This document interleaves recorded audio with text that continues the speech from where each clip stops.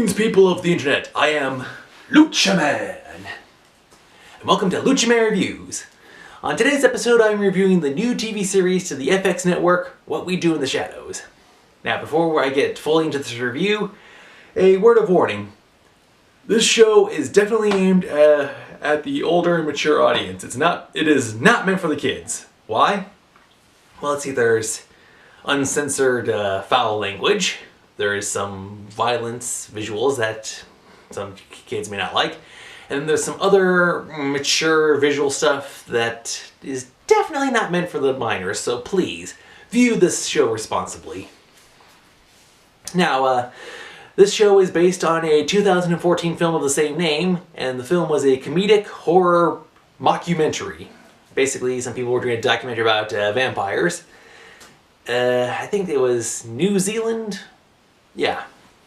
Now, aside from sharing the name and the theme, this show has a couple of differences. The show, it takes place in Staten Island, and it follows the eternal lives of 4 vampires, their familiars, and alright, so this show, and the show itself is also a comedic horror mockumentary. Now, the show, it doesn't take itself too seriously. It's like, if you're a fan of the vampire genre, then this show's for you. But if you're a fan of the vampire genre and you also like shows like The Office and Parks and Recreation, then this show is definitely for you.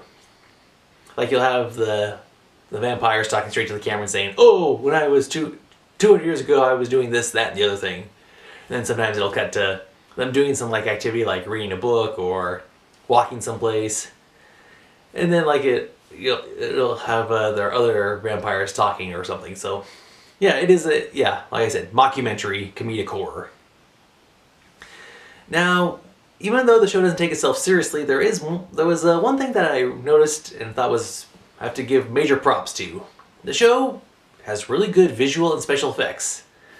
Like you'll see, like in the first pilot, this is my review, first impression of the pilot episode.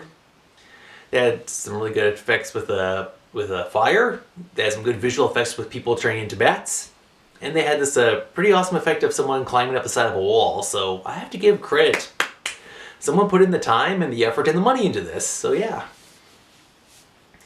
Now, so let's see. There's your 3 average vampires. There's a 4th vampire, which I will talk about later. And then, not wanting to spoil too much until I get to the spoilery section, there's a 5th vampire that comes into this show. And which helps set the tone, and this episode helps set the tone and the overall arching story and the pace for what we're going to see later this season. I'd say this series has a potential for maybe 2 seasons. If we get 3 or more, then wow. Yeah, so so there were some parts of the show I enjoyed, and while there was some parts that I didn't. Okay, I liked some parts of the show. There were some parts that were funny. And while I didn't dislike other parts I was just watching. I was either entertained or disentertained. It was just like, okay, I'm watching this, and I'm just watching this. So yeah, I'd say the series, it's fair. From what I got so far from this first episode, it'll be interesting to see how the rest of the season plays out. So for right now, I give What We Do in the Shadows a 7.5 out of 10. Go out and watch it, check it out. It's probably on demand, or if you probably recorded it, or maybe it's online. And check out the film if you want to. Yeah, so here's what I do. I'm now about to enter the spoilery section of the review, so if you haven't watched the show yet, or if you don't mind spoilers, then either leave or stick around. Welcome to the spoiler section. So here's how. So I'm going to cover 4 things from the pilot episode, one is about one of the vampires, and the other 3 is about the overarching story arcs for this season. First off, one of the vampires is a psychic energy vampire. He is one of many. He's able to walk around in the daylight, and he's able to feed off not only humans but other vampires. But here's what. I am fairly certain that if you have worked in any job anywhere, that you have encountered one of these energy vampires. Trust me, watch the show and you'll see how this energy vampire interacts with other people, and you'll be like, oh yeah, I've definitely encountered this energy psychic vampire before. It's kind of funny, and it's definitely you can definitely see an Office / Parks and Recreation influence in his segments.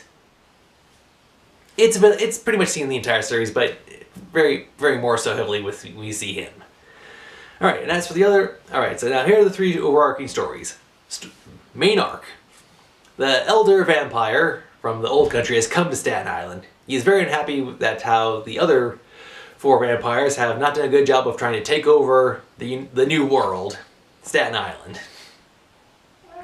So basically basically the series is going to be them trying to take over Staten Island, the new world. All results will fail and be various levels of hilarious. The second arc. One of the vampires has a familiar, a human slave, who wants more than anything else to be a vampire.